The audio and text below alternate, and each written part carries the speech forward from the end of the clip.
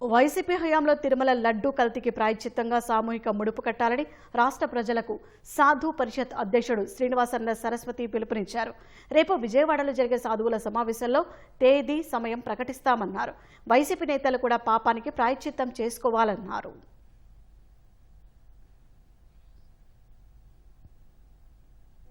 ఏడుకొండల వెంకటేశ్వర, లడ్డూ ప్రసాదంలో కల్తీ జరిగి ప్రతిరోజు నీకు నైవేద్యం పెట్టి ఘోరమైన తప్పు చేశారు. గత ప్రభుత్వంలో జరిగినటువంటి ఈ తప్పుని, ఈ ఘోర అపచారాన్ని కోట్లాది మంది హిందువుల అభమో శుభమో మాకు తెలియదు.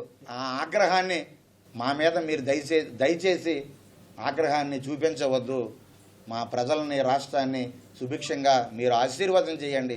వారి తరపున మేము కూడా క్షమాపణలు కోరుతున్నాం అనేటటువంటి ఆ స్వామికి ప్రాయశ్చిత్త సంబంధించిన 4 మాటలు చెప్పి కుటుంబ సభ్యులందరూ కూడా ముడుపు వేయడం, ఆ ముడుపుని కుటుంబ సభ్యులందరూ కూడా ఏ దేవతామూర్తి కానివ్వండి ఆ ఆలయానికి వెంటనే వెళ్ళి ఆలయంలో ఆ హుండీలో ముడుపులు సమర్పించాలి. ముడుపులు వేసిన వెంటనే సామూహికంగా గోవిందనామ స్మరణ చెయ్యాలి. ఒకే సమయం. జగన్మోహన్ రెడ్డి గారికి కూడా వారిని కూడా ఆహ్వానిస్తాం.